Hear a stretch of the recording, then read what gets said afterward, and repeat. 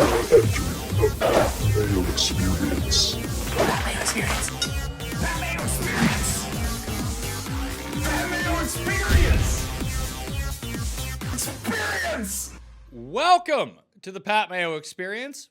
Today, I decided that we're going to have a general golf talk. I mean, who doesn't love talking about golf? And it doesn't necessarily have to be picks all the time. Sometimes it's just fun to talk about golf and maybe the advancement of the PGA, maybe some new golf, who knows? But I do want to let everyone out there know, if you want to get into a draw for 100 DraftKings dollars, subscribe to the Pat Mayo Experience audio podcast, leave a 5-star review, DraftKings handle, something you like about this show. I mean, not specifically the show on a macro level of the Pat Mayo Experience. You'll be in that draw for 100 DraftKings dollars. You want to get into a draw for 20 DraftKings dollars, and you can do both. Smash the like button for the video, leave your DraftKings handle in the comment section, and give us a topic for the next time that a general golf talk comes around, and maybe we'll use it on the show. I mean, if I use your topic and you don't win, I mean, that's par for the course. But also, if I don't use your topic, you could still potentially win because it's a random draw. Winners announced on Monday's show. Also, fantasynational.com. You like stats, you like tools to make everything easier on yourself for playing daily fantasy or wagering on golf. fantasynational.com/PME will get you 20% off. Highly recommend it. Joining me on the line, the first of the guests to talk about the golf in general, it is Kenny Kim from the Fantasy Golf Degenerates podcast. What's going on, man? Pat, how are you, man? Glad to be on the show. Always like chatting with you. It's going to be fun. Yes, I thought, well, what can we do? Because we're not doing we're not recording early in a week, so we're not doing picks for the show. Do we want to do like Showdown? That shit goes out of date within like 3 hours. I thought, why don't we sit down? We haven't talked in ages. We might as well just flesh out some golf. And I do have to put it out there because a lot of people really think I hate Tambo after he was on the show and I yelled at him, but I don't. So, I mean, I know that he and I are good, but I want to throw it out there that since he is your co-host, that, you know, we're all good, right? Like, yeah, he harbors no ill will. That was a classic moment, I do have to say. I still rib him about that moment all the time. I mean, you know, it was his first time on. You know, a little bit of nerves being on a big show like this. You know, it's understandable.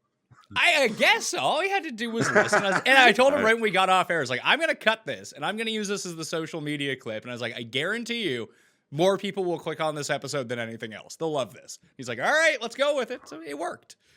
Yeah, it's always funnier on our pod, too. Whenever we do something dumb, we tend to get more pub about that as well. People like that, I guess. I'm not really sure. Yeah. So I wanted to throw out some topics to you. And the first one I wanted to do was the Waste Management 16th hole gets so much pub, and it gets all the press. It gets its own like live feed throughout the week if you're watching online. Like, it's a big deal, and the course is known for this hole. And I'm not saying that every tournament should have its own 16th hole where you have a par 3 that has a stadium course, but do you think it would be better off for maybe not every single tournament, but even some of the lesser tournaments to have some sort of gimmick like the 16th hole? Now, not exactly that thing because that belongs to Phoenix, but something different. Whether, I don't know. This is why I want to have you on to kind of flesh this out a little bit. Is there anything else you can really do besides like an amphitheater hole? I mean, I'm not sure, man. If you compare stuff to Phoenix, I don't know if you can have that more than once a year. I mean, that type of atmosphere on a golf course. I mean, first off, the pros would probably hate it if they had to come in and have to deal with that every single week. But I mean, if they wanted to add something else, I think the big thing that's going to be helpful for a sort of gimmick, I guess, will be the betting on site. I mean, I think that's going to be a big thing for the PGA Tour and for the fans that go to the event. I think that could be really helpful in engaging the fans into each event every week and making it a little bit more exciting. But like the amphitheater, the craziness, the rowdiness, the nudity, the alcoholism. I mean, I'm a fan of all that. Really, if you guys listen to the pod, you know I'm a fan. But you know, once a year for that is fine. You just have to find other things. And I think the gambling route is a great way to go. Well, let's try to switch this up a little bit. I don't necessarily mean that atmosphere, like how Sawgrass has 17. Like, that's kind of what the tournament is known for. Obviously, it's also the Players' Championship, but people really hone in on 17. That's what the casual person knows about it. The casual person, like, while they might not ever care about the Waste Management Open, they know about 16. Like, is having a signature hole and something different about it maybe a better way to put this? Like, for the Valspar Championship, the Snake Pit at Copperhead is awesome, but that's not like a thing because it's like 3 weeks after the Bear Trap or like the Horrible Horseshoe for one of them. Like, that's fine. You can give it a fun name, but no one really gives a shit or knows about it. Like, would it, let's say for the Valspar Championship, it's a tougher course, but what if that was the one event every year that more or less mimicked a US Open, where it was like the winning score was even, something like that. And then that tournament just became known for being how hard it was every single year. I think that some of these lesser tournaments need a hook and a way to identify them and like take them away from the other ones. Yeah, I mean, that's a tough thing to add to a tournament. I understand exactly what you're saying. I mean, yeah, it would be useful. I mean, it's great for these courses that have these signature type things because people recognize the course, they recognize the event. But to do that on every week, every course, it'll be tough. I mean, it'll take a lot of imagination, and imagination that I really don't have. I mean, the guys at the PGA Tour have to go and think about that, hard. But I mean, yeah, it would be great if every course had their own little niche. But I mean, to do that, I mean, it would be tough to do that in a short period of time. It would probably have to be a gradual thing. But like specific holes, I mean, I guess if they did something like it, I worry about the amphitheater type setting because I think every time something like that happens, I mean, even I was, it's not the same, but like, the 17th in Sawgrass, I was there last year. I mean, that area around there is very, very crowded. There's a lot of people that go around there. And if they added a stadium seating, which they don't really have there, it's close, but they have that little hill and a few stands. The worry I get is it would become like Phoenix, like having that atmosphere, just that type of stadium type setting, and that's the way it would go. It would just be tough to try and get a different ideas other than that. I mean, I'm not smart enough to think about something like that. I guess I like the idea of making specific tournaments harder, like the Valspar. That'd be great to have its own little niche. But that's up to the courses to figure out what that would be. And I can't really, off the top of my head, I can't think of much more other than the gambling aspect of certain courses to bring more fans into it in that aspect. But it'd be tough to do. I mean, what do you think? And what ideas do you have to try and make it just other than the Valspar thing? I mean, it's tough to think about because golf is such a set game. Yeah, it is tough to figure out. I guess it would have to be up on the organizers of the tournament if they wanted to go that route. But I do like this idea of gambling on the course. So when you go over to Britain for the British Open or like some of the European Tour events, there are places where you can walk in and make your wagers, then go watch the golf. And it's not like a lot of the talk that I hear is like, oh, it's going to be such a big problem when people can bet on golf and then they're yelling at the golfers. Like, I don't really imagine. Maybe in Phoenix that would end up happening because everyone's just shit-faced the entire time. But everywhere else, it's probably going to be pretty good. But if there was like gambling specific things to the event, like I'll get you to walk me through what going to the Players Championship is like and what's it like being on Sawgrass. But if there was a booth on the grounds of Sawgrass, not necessarily to place wagers on who's going to win, but for the gimmick of the 17th hole, like you can go bet who you think is going to be closest to the hole that day, and then just be like holding your ticket, then you can go watch it. That seems like it would be kind of fun. Yeah, I mean, any type of prop. I mean, betting makes everything fun. I mean, that's just the way it goes. But yeah, I mean, that would be great. I mean, specific prop bets would be good.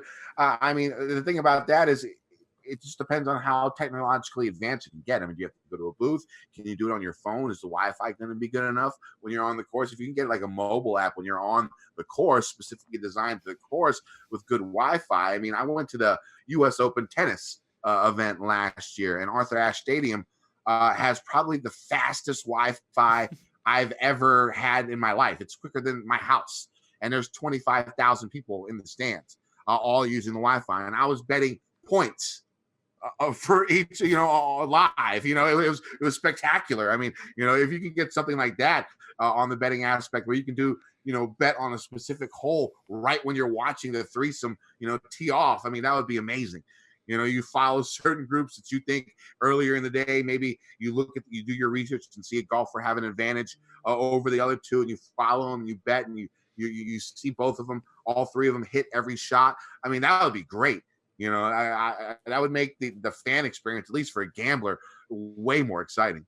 Unless whatever event hires whoever developed the Masters app to incorporate this into their tournament, if they rely on the PGA, have a feeling that app's not going to be very good.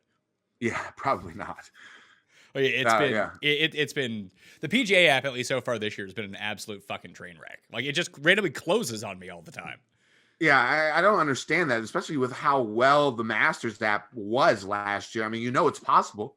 You can get a good golf app out there, and to not get it done is frustrating, extremely frustrating, especially for, avid fans like us. Yeah, and maybe so what do you think? Do you think that the market for a better app, full coverage on the holes, shot tracker on every course, that kind of thing, or do we live in such a bubble that we think this should be a thing, but it turns out that like everyone in the world who thinks this should be a thing, like we know, so there's actually not that many of us, or do they just not care? I mean, if they really want to get the game bigger, I mean, gambling has to be one on the forefront to grow the game. Now that it's legalized in the United States on a state-by-state basis, I mean, the states that have it legalized are making so much money on the taxes that, at a certain point in time, I mean, it's going to be legal everywhere here in the United States. And that's what that's what the PGA needs to focus on if they really want to grow the game. I mean, the fans are already the fans. Right now, what you need is to bring more casual fans into the fold week in and week out, not just for the majors. And the easiest way to do that is gambling. I mean, at least in a short-term level. I mean, if you wanted to grow the game more, I mean, you start with the first tee type deal where you grab the golfers, young. But I mean, the easiest way to grow the game quickly with now the legalization of sports betting is making it more bet friendly, making it more visually friendly for the bettors as well. Do you think that, well, you say things like the first tee or getting kids into the game early, then they end up growing up to love golf. But it feels like that's always going to be a thing. I don't know if that's going up or going down. I assume it's going down. As wealth goes down amongst the middle class, I would assume that active participation in youth golf probably goes down along with it. But it does seem like the best way to actually, like, I know so many people that now bet on golf or play DraftKings golf only because it was something to bet on or to play DraftKings golf. And because of that, they have gotten into golf. This does seem like a good way to rope people in.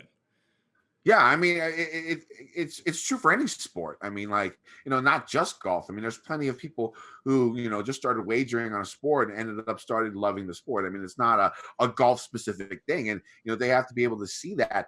I mean, if you look at football, I mean, in the last 25 years, the growth of that game, a lot of it has to do with the gambling aspect.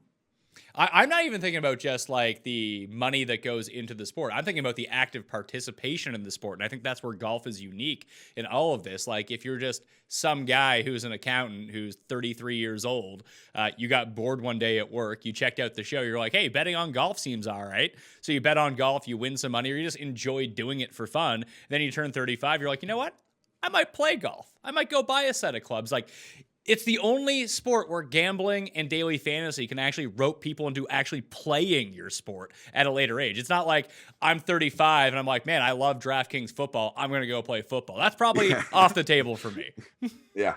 No, yeah, that's a great point. I mean, like, you could play golf at 50. You could start playing golf at 50. There's no age requirement. I mean, you can go out there now, and especially with the technology that they have nowadays, which is, a pretty big topic this past week.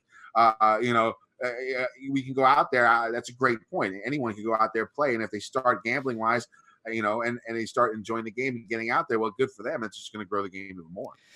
Do you find it hard? Like, do you play much at all? I used to. This past year is probably the least amount I've played, but I used to play get out about 20 times a year. So you're kind of like with me. I since I've moved up, the moment I moved to Toronto, I really stopped playing a lot of golf. Not because it's too cold, because it's either not close or anything that is close is so goddamn expensive, it's kind of ridiculous. But where I grew up in Halifax on the east coast of Canada, where we have an overwhelming amount of golf courses. So I started golfing when I was 7 or 8 years old. And, throughout my teens and even in my early 20s, I was playing between 30 and 60 rounds a year. More so when I was younger because I had nothing to do in the summer. I didn't have to work. I just went and played golf all the time. But since I've moved up here, green fees, membership is basically off the table because you have to wait so long for any of the courses within the city, and all the courses within the city are either private or either they're really shitty and expensive, or they're private and even more expensive, which then means you have to go outside of the city, which is like an hour and a half drive. And if you live in a downtown metropolitan area, you probably don't even own a car. So then it becomes a little bit more difficult to get out more than like 2-3 times a year. Like, do you find the same thing in DC, or is it easier to because a lot of people do live in sort of the outskirts of DC. Is it easier to play golf? Yeah, I live about 15 miles west of DC, and there's like 85 million golf courses in this area. So yeah, it's pretty easy to go out there and play for man. You can get good prices. And, you might not be playing the best courses, but you can go out with your buddies on the weekend and scramble away on some shitty dog track for 35, $50. I mean, it's possible to find. I mean, so yeah, there's a ton of golf courses here, and just I was just like you. I started playing really, really young, and I'm sort of, I guess, the opposite. Playing a lot of golf sort of got me into the golf gambling, because not only was I playing a lot of golf, I'd watch a lot of golf because I wanted to get better, and I wanted to see what these pros are doing out there. And so that sort of led me into the golf gambling fantasy type atmosphere of the game. So it's funny you mentioned that, like that got you into it, and then it translated over into fantasy and betting on it. Because I noticed this as a part of it. I mean, getting rid of Peter Costa, so you don't have the Konica Minolta swing vision anymore. So I guess maybe that part's out of it. But there is a lot of like instructional stuff in golf, because a lot of people who play golf, they end up watching golf. They want to tip here, they want to tip there. I've always found that's a really useless part of the broadcast. Yeah, I mean, they do some decent tips. I mean, I remember I saw one tip. I forget who it was. It was a chipping tip about how some golfers pretend they toss the ball with their hand, and then that sort of strength trying to get to the hole is a strength to use for the chip. It's like I saw that on a TV broadcast when I was young, and that's helped me before. But it's more fun. I just enjoy golf, so I was going to watch anyways, and occasionally you try to mimic some of these golfers. Now it probably doesn't work very well, especially if you try to mimic some of these golfers' swings with 185 mile per hour ball speed or something. It's going to be tough to mimic that. But we're amateurs. We go out there, we hack them, but we try. When I hit a good drive with a little bit of cut, down the middle, I'm like, oh, that's DJ right there. That's DJ. That's the way it goes for me. I always just found it strange to be like you're watching like someone go onto the course, be like, here's how you hit a fried egg bunker shot in order to try to get it close. I'm like, why aren't you showing me golf shots? Why the fuck are you showing me this? That was always my impression of it, but I guess more people like it than I would think. Oh yeah, I mean, I'd rather see more golf shots. There's no doubt about that. But I mean, I don't think that's just going to happen. I mean, it's not what we get. I mean, I guess like you said earlier, we could just be trapped in a bubble, and there could be a lot of people who enjoy the telecast, but I don't know. It boggles my mind that they don't show more golfers. And again, that's relating to the gambling aspect. If you want to build the game with gambling, I mean, you're going to have to spread the wealth around for some of these golfers to be able to watch on TV or be able to pick and choose some type of on-demand selection. I mean, I know you've talked about that a bunch. I've talked about that a bunch. I mean, that would be a great bonus. And I mean, and the thing is, in the beginning, it might only capture the betting market, but I mean, after a while, once everything legalizes, it's going to keep on growing and growing and growing, and making the game better to watch for the fans is always going to help grow the game. And I don't think the PGA Tour is quite doing that yet. I think it might. So there's one of two ways this can go. That maybe they're waiting until it's almost completely available everywhere across the U.S. instead of like 7 states. Maybe it needs to be done in like 35 states before they start taking this seriously, or it needs to become legal in Florida, Texas, or California before they can really truly see what the impact of it. I would think that they would want to get on top of this now because, like you mentioned, this is the biggest growth sector that they have. If they ever want to grow golf for not necessarily younger viewers, but younger per the viewers that they have. So instead of you having your average audience be, like we've already seen it go down, basically you can almost time it to the moment that DraftKings started providing golf and legalized betting coming in. So over the past 3-4 years, that the average age of people watching golf has actually gone down by a couple of years, which is a huge swing. So instead of like 58.8 average age, it's like 55.5 average age, which is still incredibly old compared to every other sport. But if this is a market that you can hit and bring your average viewership down, like you don't just need to sell Depends ads on your shows anymore. Like, yeah, you can still run like the Rolex and the Mercedes because the people watching will have money. And that's the big thing. Not only are you getting the younger people getting in, you're not getting poor young people, you're getting young people with money. Because A, they're gambling, B, they're playing daily fantasy, so they have disposable income to begin with. And no one is watching golf who doesn't have money. That's just like a straight across the board statement. Oh yeah, it's definitely it's an expensive sport to play. I mean, first off, and so you're not going to get people in lower class areas playing a lot of golf because it takes a lot of time, and time is money, and it's expensive, and they have to do something to grow the game for the younger, because I mean the fan base is going to die.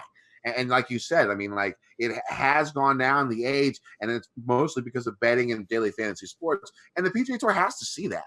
They have to know that's the reason why. So maybe back to your earlier point, it could be right. Maybe they're waiting for more states to have that legalized. They already partnered up with DraftKings, so that's a good first step. Now they just need to grow on that more and more year in and year out. Until they reach a certain point. I mean, as someone who has a partnership with DraftKings themselves, I've been a part of their partnership with the PGA. And like, yeah, having the partnership is fine. I don't know what's coming next for it, but it's currently an article and a 2-minute video every week. And like them not putting pressure on like, this is illegal. Like that's essentially what it is right now. Like, why can't we get the DraftKings open? I know I've said this a million times, but if that was a true partnership in an incorporation, part of the deal should have been that DraftKings had to give the PGA money. Then instead of having the Barracuda Championship or the Barbasol, it is the DraftKings Open, and you play the tournament by DraftKings scoring. Like, how is that not the logical tie-in? And that's the one you can go bet on too if you want to do it. Yeah, that would be great. Instead of Stableford scoring, DraftKings scoring on an event, that would be awesome. I mean, again, I think it comes down to it's just still not legal in enough places, and I guess the PGA Tour has to worry about that. I guess so, but like I don't see how it hurts you for the broadcast. Like the XFL is going to be running odds on the screen during the games. Now, I don't know how it's going to go. I don't know how the commentators are going to process this.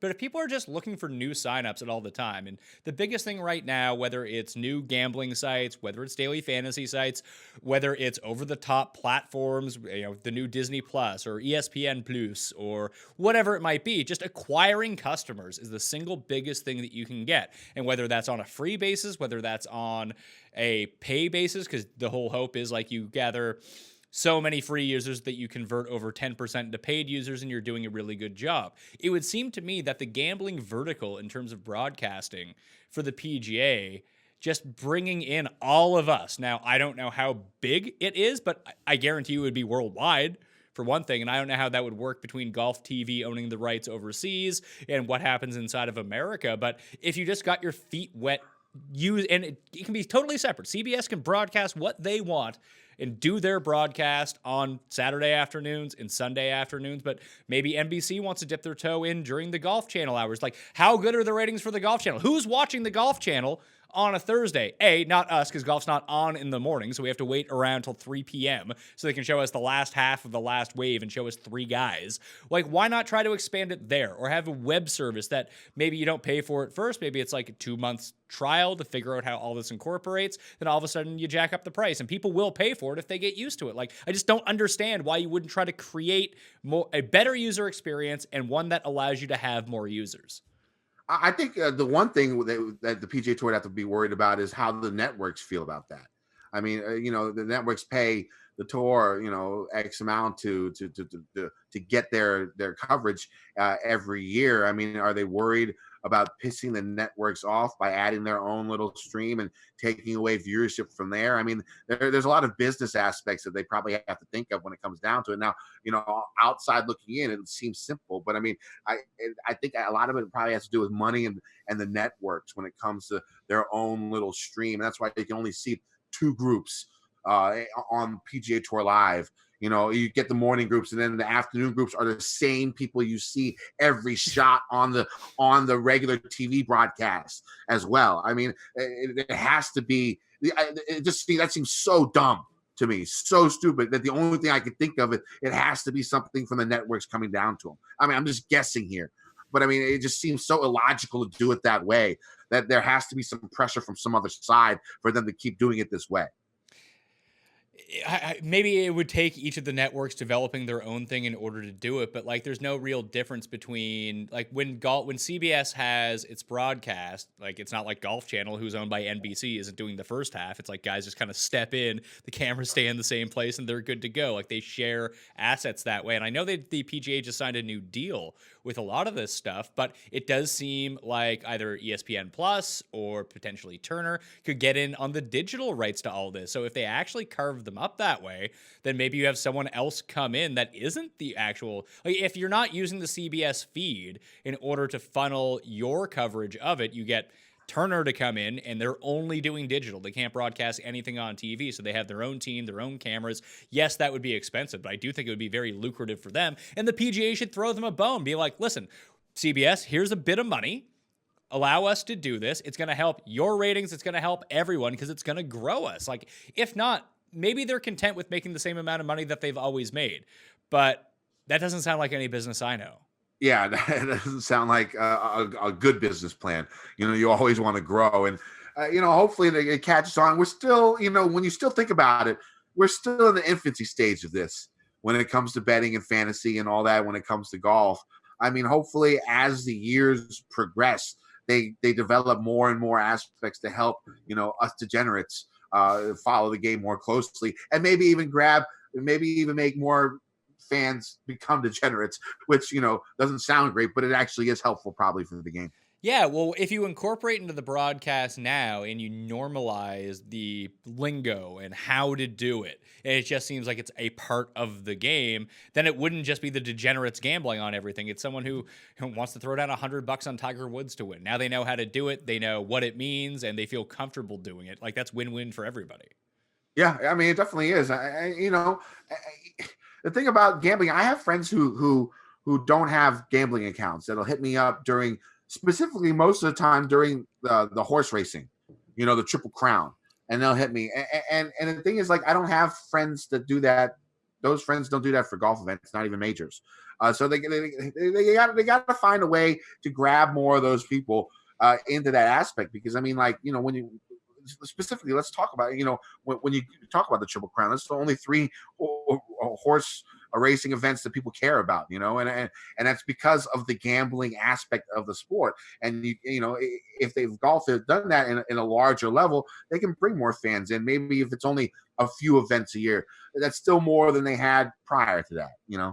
I think the horse racing really works because you have, well, realistically, it's one big event, and then, determining what happens at the Kentucky Derby is how big the next 2 are going to be. But because it's such a short race, I can tune in for 2 minutes.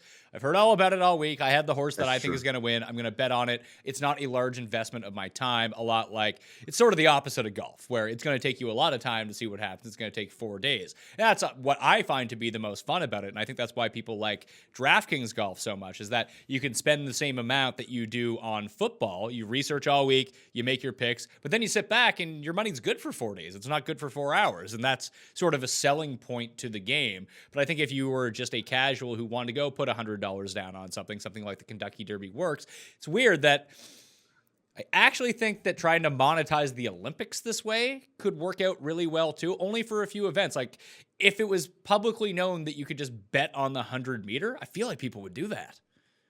Yeah, I think so too. I mean, and the thing is, like, I understand that people don't like to wait those 4 days, but there's live betting now, and it's and the thing is, if they wanted to make live betting bigger, I mean, first off, the coverage would have to be better, but I mean,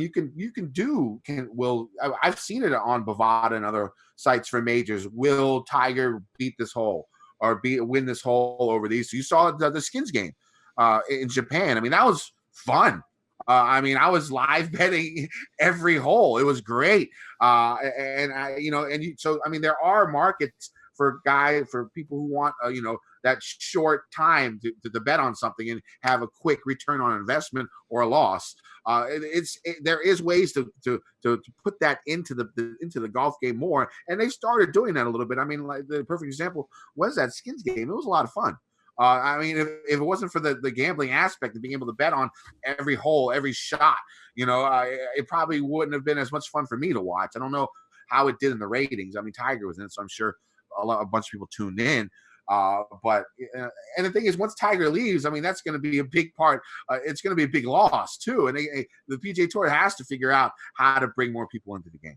Yeah, and I mean, using Tiger as a conduit to get people in, I think, is the best move. And you only have so many years of Tiger being at the top of major leaderboards. The fact that we still have them is frankly quite stunning. If you were to ask most people 4 years ago if Tiger would be back to this point, they would pray that it would happen. No one seems super optimistic about it though, but now you have this chance to really capitalize on it and either grow new people and make them into stars, or just suck people into the game and maybe you find like a new Tiger, that kind of thing. But do you know much about this Premier Golf League that's been rumored to be going around, almost like an alternate tour to the PGA?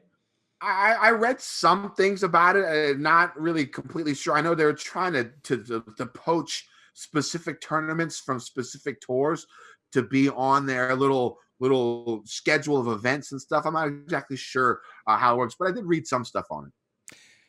I think it's a good idea solely for the fact that I think they can come up with like outrageous rules and ideas for TV coverage, a lot in the same vein of in the early 2000s how the XFL had like one or two good ideas and then the NFL just took them once the XFL went out of business. That I don't think this tour is going to work. People are going to play on the PGA Tour. I don't care how much money that you offer people to come play. Like, it would have to be such an outrageous amount of money that there's no way that they could possibly make it back. So unless they're being funded by, I don't know, the Triad as a money laundering operation and they don't care how much money they lose, that would be one thing. But if they can institute some of the things that we're talking about, whether it be incorporating gambling into broadcasts, like gimmicks for courses, whatever it might be, and the PGA can see, oh, this league is stupid, but that was a good idea, that was a good idea, that was a good idea. Because I think a big problem with the broadcasting and the incorporation of a lot of this stuff is that they just don't have the guts to start it. If they actually did it, they'd find out that it's not the end of the world and it would be fine.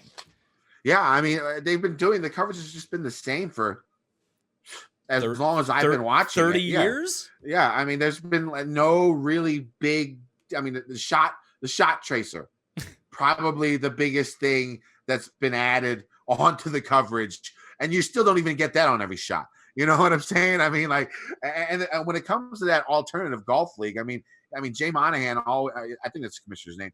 He already, put veiled threats out to the golfers on tour. You're only gonna be playing on one tour. Is basically what he said. They're not going to get the golfers to be able to succeed, I don't think, when it comes down to that. I mean, if they offered enough money, but I mean, if these tours, other tours are going, if the PGA and European Tour are going to veto that, I mean, I don't think they're going to go against the commissioner. Do you think that there should be some more incorporation of the PGA and the European Tour? Like, why not make the Scottish Open a joint event the week before the British Open? Then you would get like a lot of PGA players over. Just say like, sorry, John Deere Classic, you can move to another week. That week is going to be the Scottish. It's going to be a co-event with the European Tour, and get everyone over there, because it does seem, and like even the ratings show this, and maybe it's because it's the British Open, but even when they show the Scottish Open, like, it does better ratings than the John Deere Classic does. Yeah, well, I mean, it's because usually the better golfers are on in that event, priming up for the Open Championship. I mean, a lot of it has to do probably with money and not wanting to compete. I mean, the thing about the PGA Tour is they're so much larger than the European Tour that they really want to help the European Tour out. I mean, they probably should if they want to grow the game even more. But I mean, is that financially what they want to do? Probably not. I guess it depends, and maybe gambling will actually end up changing this. If they can get into some of the gambling markets, once it's spread across the United States, they'll say, oh, wow, the rest of the world also bets? That maybe, I just enjoy watching golf that's over in Europe. Like, yes, the players are better. It's just the production quality that comes along when NBC goes over and does the Scottish Open. Like, if the European Tour had the money that, like, I know Sky Sports does it a lot of the time, and they have a ton of money. It's just not the same investment and the same quality that NBC brings to the table. I mean, when I watch the European Tour events, specifically, like, I guess most of the time, weeks off of the PGA Tour is when I focus on the European Tour, because I got to gamble on golf every week. It's just the way I am. And you look at the coverage is actually probably better on the European Tour. Yeah, you don't hear people talk as much. It feels like the announcers on the PGA Tour are paid to just talk. And then the announcers on the European Tour are paid to just be there and let you know little small things. I mean, the show's not about them. The show's about the golfers. And on the PGA Tour, it seems like that's sort of reversed.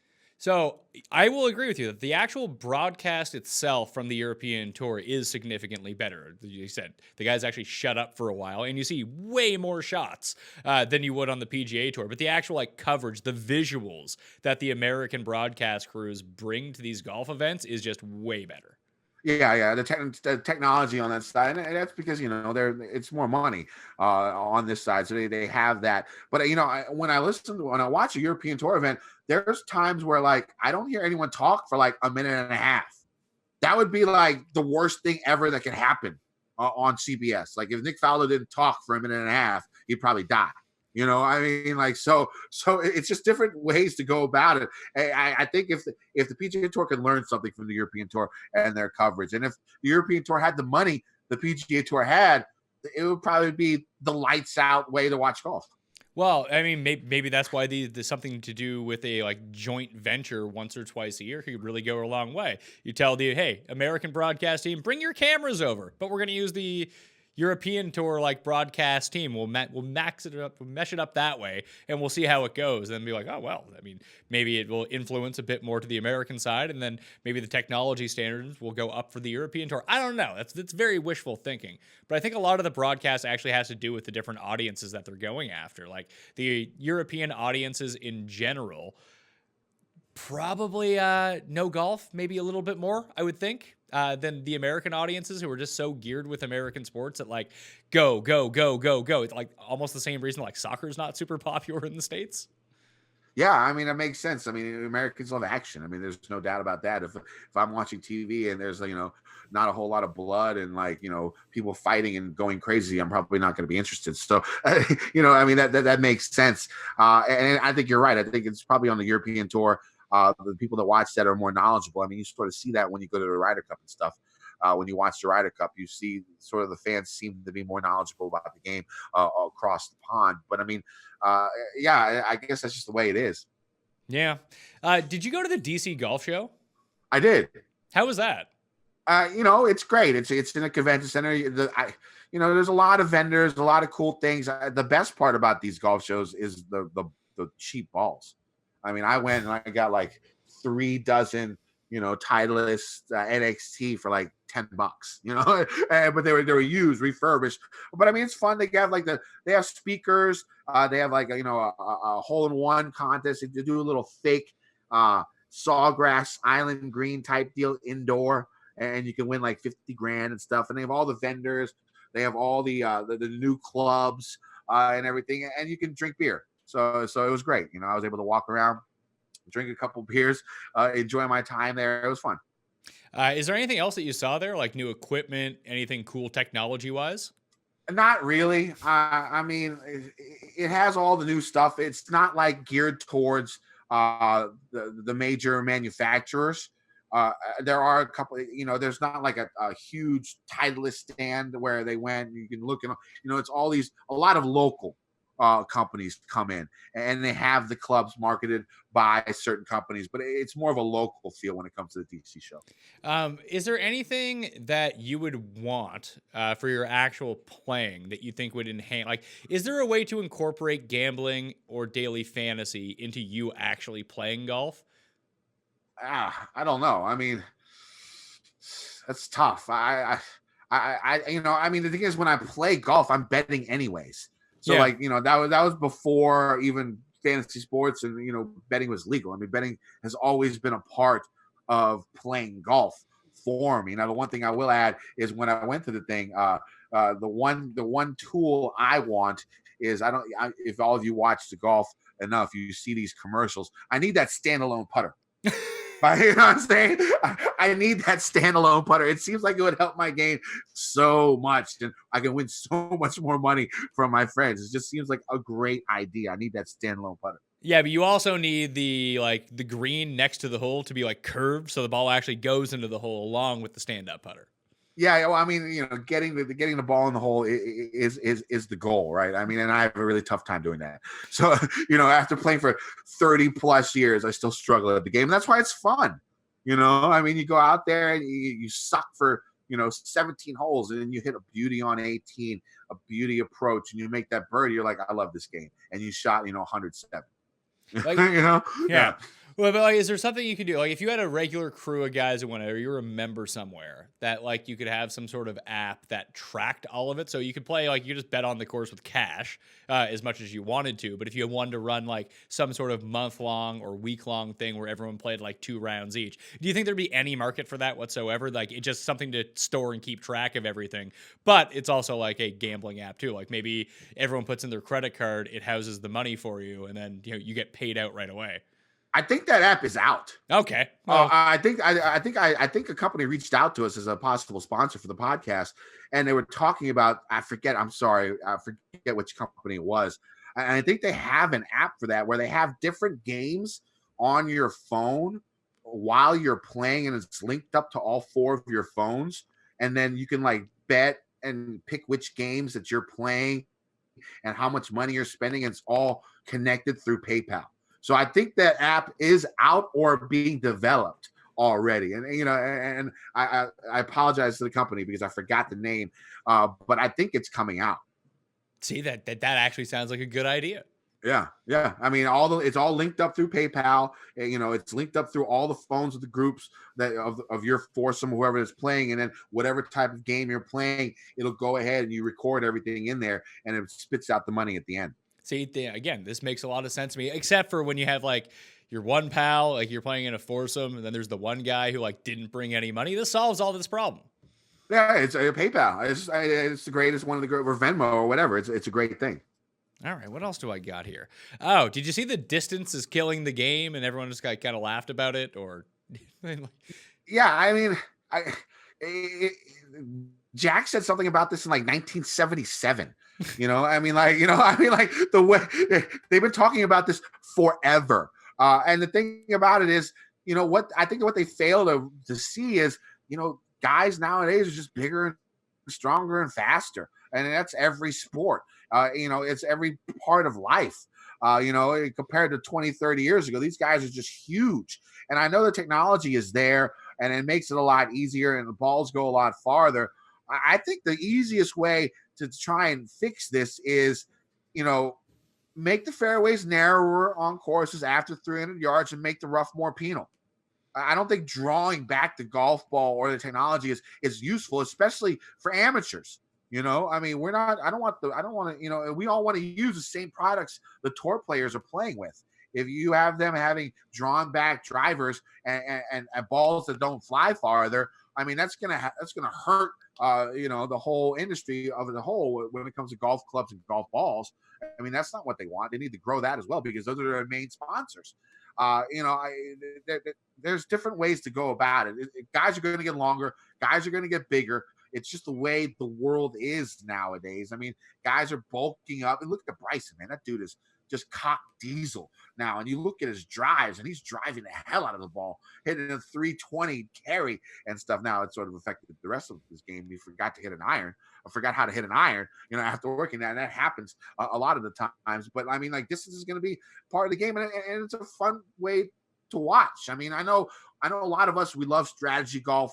We want to see golfers think more. But again, you got to think about the casual fans. They want to see the long ball. And I got no problem with that. I just think if you want to bring more people and have people think about it, golfers think about their shots more, just make the fairways narrower after 300 yards. Every golf course that they play on the PGA Tour can do that. At least most of them, probably not Augusta. But and then make the rough more penal. So guys have to think off the tee. I think that's the easiest fix in my book when it comes to trying to make it fairer for the shorter hitters. And pretty soon, if you look at the shorter hitters out there, they're all older guys. This new crop of young dudes, they're all bombers. Everyone's going to be bombing it here soon. Yeah. Maybe making the bunkers more like there seems to be no disincentive to hit it into a bunker. I really noticed that at Torrey Pines when everyone's just hitting these fairway bunkers. Like, oh, they can still carry it 210 out of the fairway bunker and land it on the green, no problem. Like maybe make them a bit deeper. I don't know. Yeah, I mean something, or make less bunkers and make more higher rough. I mean that's the thing. I mean you hit out a 3-inch rough. You got a 480 yard par 4. You're hitting it 330 off the tee, but you hit it into the 4-inch rough. It's going to be a tough, wet 9-iron, 8-iron for most golfers. I mean, you get a guy who can hit a 290 straight down the middle. They still got a shot. It's just since they have it on the fairway, just make it more incentive to hit the fairway if needed. Don't make it so easy for these longer guys to just pound wedge like VJ used to do, or pound driver, or what Leishman did a couple weeks ago at the Farmers. Hitting like 3 out of 14 fairways. I know most of it was because of the putter, but I mean, you hit 3 out of 14 fairways and shoot 7 under. Something's wrong. That shouldn't happen. You know what I'm saying? Well, I think it was funny. Like Leishman was so off that he was actually like flying it over where the deeper rough was, like past the patrons where they had stomped everything down. He's like, "Hey, this is a great angle," and all the rough is patted down here. Maybe it was a very strategic move on his part. I have no idea. I mean, we've seen it before. I mean, Tony Finau's first win. It was in Puerto Rico. I remember it was a playoff. I think it was Steve Marino, and it was the 18th hole. And Finau was aiming for the fairway on the right side over the trees. That's where he was aiming his drive, and he realized if he misses on the rough is so light, he has nothing to worry about. And it was just boggled my mind. He did that. I think they played it 3 times in a row. And every single time Finau hit his drive, he aimed 50 yards right of the fairway because it was an easier shot. Because he could hit the ball so far, and there was no issues with him missing the fairway. I mean, there needs to be an issue when you miss the fairway. That's the one thing a lot of golf courses are missing. It should be a little bit of a penalty if you miss the fairway, and not enough golf courses have that.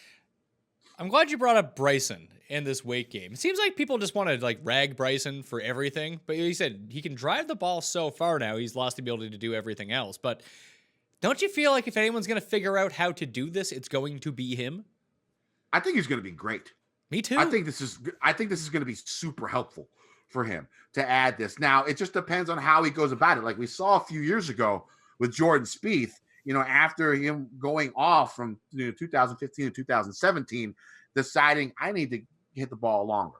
And so he focused on his drives, hitting the ball a little bit farther, but he forgot the rest of his game. And that's going to happen because you focus so much on one part of the game, the other parts are going to slack a little bit. And, but the thing about Spieth is it never really came back, and that's the issue. Now with Bryson, I think it will be. I think he's smart enough, at least the image portrays that he's smart enough to figure it out. I mean, if you saw him the last time he was out, I mean, God, he was just crushing golf balls. Like, I couldn't believe how high and how far he was hitting those, and how straight. He was pretty straight, too. Once he gets back to his normal iron play, I mean, watch out for him. I think he can be, top 5. He can be number 1 golfer in the world at some point in time if he continues at this track. Yeah, well, he's a very strange guy because he has so many wins already. And I think people forget how young Bryson is. And like he's going worldwide and generating some of these wins as well. But it's either he's very Patrick Reed-esque in the way that he's competitive in tournaments. Like, where Rahm basically just comes inside the top 10 every single week. And sometimes he wins, sometimes he doesn't. Reed and Bryson just seem to be like, if they're in a tournament, they're probably going to win. And if not, they miss the cut. Yeah, I mean that's definitely true. I mean, with Reed, you can never really tell, but there's some points. Reed has been playing a little bit better. I mean, being a little bit more consistent here, at least from the fall, late last year during the FedEx Cup playoffs until now. I mean, I think a lot of that has to do with him. He knows that he'll never get picked as a captain probably ever again. Captain's pick in a team event ever again. And so he needs to ball out year in and year out because, he thrives for those team competitions. Bryson, though, once he gets back on track with his irons, I mean, I expect even the next couple of times out he plays, he should be on the radar for people.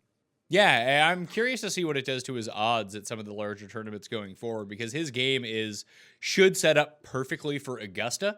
Yep. And if he starts playing really, really poorly, that maybe his odds finally crater at the Masters because they're still like holding him around like a pretty decent, like the same number you were always getting on Bryson, you're still getting that he has to play really poorly a few times out. But I think that he's going to suffer the same fate as almost Poulter and Sergio and Patrick Reed, is that people just don't like him. And that's going to give the bettors an advantage betting on him because you'll always get a better number on him versus an equivalent player. Yeah, I never really understood the Bryson hate. You I know, don't. I really don't get it either. I think people just think he's like a pompous dickhead. And like, you mean every golfer? But apparently Bryson is the one that they want to single out. Yeah, I guess the big thing because maybe he portrays himself as smarter than other golfers or stuff like that. But I mean, he was like, what was his major in college? It was like some type of crazy nuclear engineering or something like that. I don't even know. Or physics or something like that. I mean, like the dude's a smart guy, and it's not like a lot of the smart guys. If they're smart, they usually portray it, and they're going to let people know, and that's just the way he is. And I don't know. I never understood the hate for him. People, I guess, just don't like stuff that's different. He's different when it comes to the tour. Yeah, if you don't fall exactly into line. Let's see here. He did a physics degree and he finished it, so that's pretty good. Yeah. I guess he's a smart dude. Yeah, well, I mean, if everyone's going to be equal, and like you figure out that, I mean, part of being smart is having some self-reflection that, hey, here's what I'm good at. Am I as good at this as other people? And maybe he made the determination that, I'm either equivalent or slightly behind some of the very best people, but if I can outthink them, I can transform my body and do it this way. All my clubs can be the same size to give yourself an advantage over time, to make yourself, just through your smarts, better than the people that you have exactly the same skill set as. That seems to me like what he's trying to do. And I get how, the mad scientist and being in like weird commercials with Tiger can make people dislike you, but I think he's kind of fun. Like, he doesn't seem like an asshole whatsoever. Yeah, and like from people that I've heard that like have actually met him on the course, he's a gracious guy. Like, he signs kids' autographs. He doesn't blow people off. Like, I don't get the hate. I don't get the hate. Let's talk Ryder Cup for a second. I talked to Feinberg about this a little bit, but do you think that the Ryder Cup captains will ever finally figure out that they need to select their teams around the courses that they're playing? I think once this old guard gets away and you see the younger people, this newer generation now getting into it that knows more about analytics and course fit and stuff, it makes sense. Now the issue they have is a lot has to do with ratings and TV coverage. They're going to keep the TV people happy. They can't leave this guy off. They can't leave that guy off. A lot of it has to do with it being a boys club. A lot of these guys are buddies. They're going to have to, they want to pick this guy to be on the team because they feel like they deserve it. They've been playing long enough. And I think that hurts the Americans a lot. I think the European tour or the Euro side, they know how to go about it. They pick the right people. They pick the right formats. And even you saw the international team this past year with Ernie using the analytics and stuff. I think that's going to grow more and more once this old guard starts, moving away, and you see some of these other guys that are our age, a little bit younger, becoming captains and things. It's gonna change. It has to change, especially for the Americans, because it's been such a struggle for them, against the Europeans, and it hurts. I mean, the Ryder Cup's my favorite event to watch in golf, probably in sports. And to be so disappointing, something needs to change on the American side.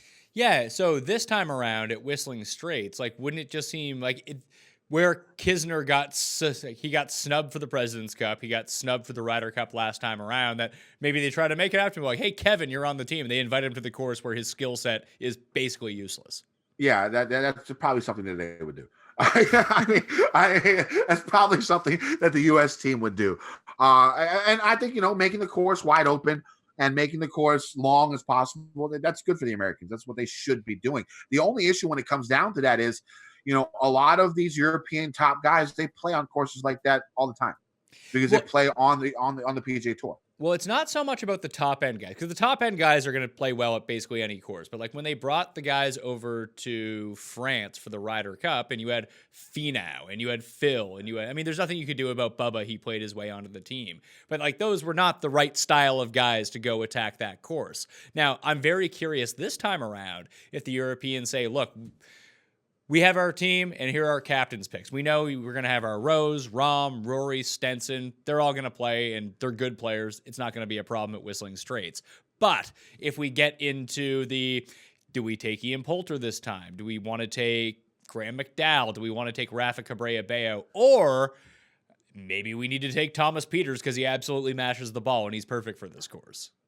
Yeah, and I'm pretty sure that that's the way the Europeans will go, the right way, because they make the right moves year in and year out. I mean, it just makes sense. I mean, leaving Kisner off in France on that course just seemed inexcusable.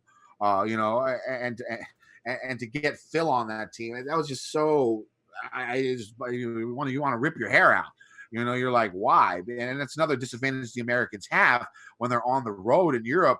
Like, a lot of these European guys play on the PGA Tour, and they see those type of courses pretty often.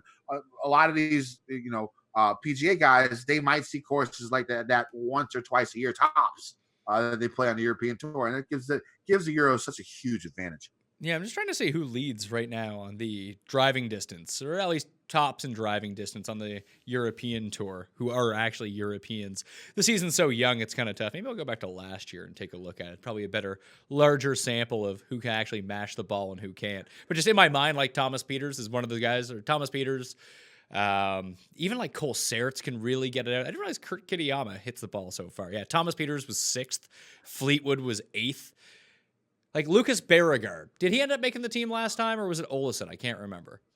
I think it was Olesen. Yeah, he's probably not going to be invited back this time, if I had to guess. Yeah, probably not. Probably not. What did he have to go? Is he suspended for a year? I think probably from the European Tour, if I'm not mistaken. I don't actually know what ended up happening. Like, I heard the story, and then all of a sudden, I never heard anything else about it. Yeah, I'm pretty sure he got suspended. Getting drunk and doing that on a plane is not a good look. Probably, Ian Poulter was a man of reason trying to calm him down, and that's not a good look either. So, that was pretty bad for Olsen. So you have like other guys like these guys would have to play really well this year to get themselves into consideration to knock off one of these veterans. But like Arnis,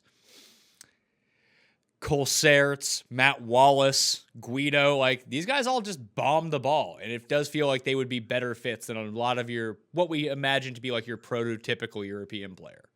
Yeah, and you see it. And the thing is, like, if you bring these newbies onto the Ryder Cup, it seems like a lot of them pay off. Yeah. I mean, even for the United States, I mean, like, they're pumped to be on the team. They're excited, and a lot of these guys, you would think they'd be nervous, but a lot of them, use that, and they play really well as rookies. You saw it on the international team just a few months ago. I mean, you saw Answer and ball out. I mean, a lot of these guys, they want to be in that type of situation, especially guys who are great in college in that match play type format and stuff. This is their thing. And you see a lot of these younger golfers on both sides, the U.S. and the Europeans, that do well early on in their careers on the Ryder Cup. Do you think that the Europeans have an advantage in this because they grow up playing more team golf than anything else, where it seems to be very individualistic for the United States players? I mean, a whole team aspect is better on the European Tour or on the European side. I mean, those guys have a bond. They seem like they are real teammates, and you see what the U.S. has gone through with all the infighting and the chatting all the way back to Phil with who was it, Watson, and you go to Reed and all his issues, and then Spieth and Thomas versus Reed. I mean, there's just because these guys on the PGA Tour battle in, battle out. They have that Tiger mentality. Each week they have that, they grew up watching Tiger. There's a single focus, beat the crap out of your opponent every time. And then they have to go in and work together for a week. It's a lot tougher. That mind frame isn't as similar on the Europe side. I mean, those guys can bond together really, really easy. And I think that's a big, big bonus for the European side. And that's why they dominate. They have that team aspect down. Last thing. Do you think Jordan Spieth is going to end up being the number one player in the world ever again? No. What do you think what do you think the rest of his career looks like from here on out? Disappointing. Really? I think so. Here's the thing. We talked about this a little bit earlier when it comes to talent with Bryson. We're using like his brain. Well, what Spieth did is the talent wise, he wasn't anywhere near close to all these other golfers up top. It was his mental. It was the mental aspect of his game and his clutch putting, and he was still great tee to green back then too. But I mean, a lot of it had to do with his mental aspect. He sort of had that Tiger thing when he needed a big putt, you knew he was going to make it. From like 2014 to 2017. That's just the way it was with Spieth. He would make the clutch shots. I mean, the one out of the bunker where he chest bumped his caddy afterwards. I mean, there's so many different putts that he made during that time, and a lot of that was a mental focus. And then once the rest of his game started breaking down, when he tried to hit the ball a little bit farther, and he couldn't hit, he started struggling on his irons. He started struggling on his putting. That it seems like his mental went on a complete 180, and being able to turn that back on is going to be extremely difficult, especially to the level that he was back in his prime. And when you look at him week in and week out nowadays, you see the pain, you see the struggle, you see him being frustrated. And it's been so long. I don't know if he can turn it back. It's just been too long. I'm rooting for him. I hope he does it, but I think he's going to be, after his career is over, he's going to be a disappointment. People are going to look back and be like, what happened to Jordan Spieth? I'm kind of torn on it because, like you mentioned, there was a period where he was an elite ball striker on tour along with the elite short game. And the difference between someone like Bryson and someone like Jordan Spieth is that Bryson, using his smarts potentially, has identified that something like short game, I mean, you can be a very good short game player for a long period of time, but to be the best putter in the world or a top 5 putter in the world is just not going to be sustainable. That's going to change. You're going to miss putts. That if there's one thing that you really want to hammer down on, irons is the most important thing, but even irons have a substantial degree of variance. Driving really doesn't. If you're an excellent driver of the ball, that seems to be the most repeatable skill that you can have. So you should be focusing on driving the ball and being the best at that over almost everything else. When you look at the best players in the world right now, it's all basically the best drivers. And the rest of their games are also good, but it all stems from that one particular repeatable skill. So with Spieth, I do think that if he can get a win somewhere, because you say a lot of this stuff could be mental with him, that just getting a win, and even if it's at a career builder, or he re-wins the Travelers, or it's the John Deere Classic, I don't think it really matters. But getting him back into the right headspace is going to be so key. Now, can he get back there? I don't think he's going to go the rest of his life without ever winning a PGA Tour event again, but it's one of these things where it could just be a switch that all of a sudden he's kind of back. Like, I don't think that he necessarily goes the way of Patty Harrington. Yeah, I don't know, man. It's hard to flip that switch. You can work on different aspects of your game and try to make your golf ball travel farther off the tee, try and get better with your irons. But the mental aspect is probably going to be the toughest to repeat. And that was his strength. That was his number one deal, and you're right. Maybe a win would change that.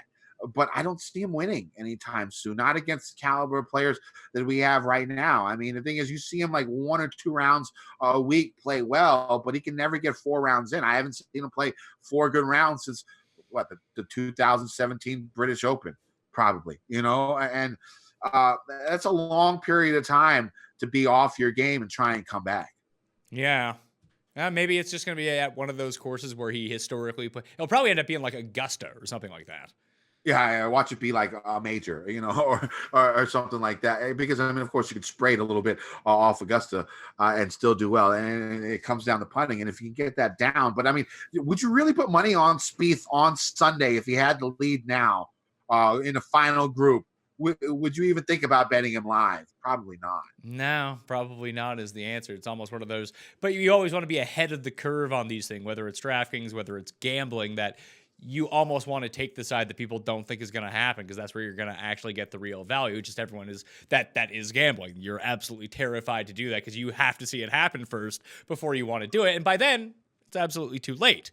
Looking at the top players in the world right now, the top 10. Let's just talk about the top 5. So you have Brooks, Rory, Rahm, Justin Thomas, and Dustin Johnson. If one of those guys is outside of the top 50 in the world 2 years from now, which guy do you think it is? Because I think it's Brooks. So, okay, you think outside the top 50 of the top 5 right now? Yeah. Oh. Yeah, it probably has to be Brooks. I honestly don't see any of them doing it. But if I had to pick one, it would probably be Brooks. Maybe DJ. I don't know. That's a tough one because all these guys are so good that I just can't picture them being, playing that poorly. But I guess the easiest one would be Koepka because of his injury history. Yeah, injury history, and I guess where he has so many big wins in such a short period of time, that's what's propelling him up to being number one in the world. Like, he was number one in the world. He loses number one in the world. You win a big event, you go back up to number one in the world, but those points last for like 2 years. If he doesn't just like keep winning majors, it does seem like he plays less frequently than a lot of the other players, plus that injury history that he could miss like a significant period of time. Like, if Justin Thomas hadn't been injured for basically half of 2019, he would be the number one player in the world. With Brooks, I talked about Patty Harrington. I could see Brooks going the way of Patty Harrington, where in like 10 years, you're like, Koepka won 4 majors? Like, what are you talking about? Yeah, I mean, the thing is, he'd have to, because the thing is, it's not like he plays regular tour events well either.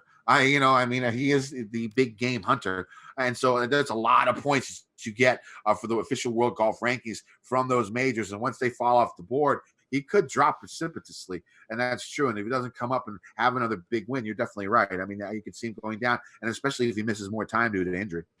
If you had to take, let's group some younger players together versus some other younger players. You have your more established tour guys who have really made an impact and won on tour. So like Cantlay, Bryson, Xander. Maybe I'm missing someone in there, but like those 3 guys. Would you take those 3 guys over the next 10 years over Hovland, Morikawa, Wolf, Neiman, like that type of new player? That's tough. That's a tough question. I think I'd probably go, first look, I'd probably stick with, the Cantlay, Bryson, and Xanders because they've proven themselves, but these young group of guys are good. Morikawa is an iron ball striking machine. Out there. We see Hovland, who's, having his issues, but it's looked like he's doing pretty well this week in the first round. At least last time I looked, he was 3 under watching the Pebble. And, I would probably stick with these guys that are already there because, there's going to be another new crop of golfers the next year. And there's going to be another new awesome crop of golfers the year after. Kenny's the young guys really hold on. A lot of their damage came on, events without the strongest types of fields so far. I'd go with Cantlay, Bryson, and Xander because they've proven themselves already to me. If you had to rank the young guys and the new young guys, what order do you think you would put them in? Because it does seem, at least initially, like Morikawa is by far the best of these guys. Yeah, Morikawa and Im. I totally forgot about Im. I keep forgetting he's 20. Yeah. Morikawa and Im are 1A and 1B for me. Those guys are good. Think about Sungjae is he's really good in almost every aspect of the game. And when it comes down to putting, he's not even that short. He's definitely long enough. He's not long, but he's long enough to contend.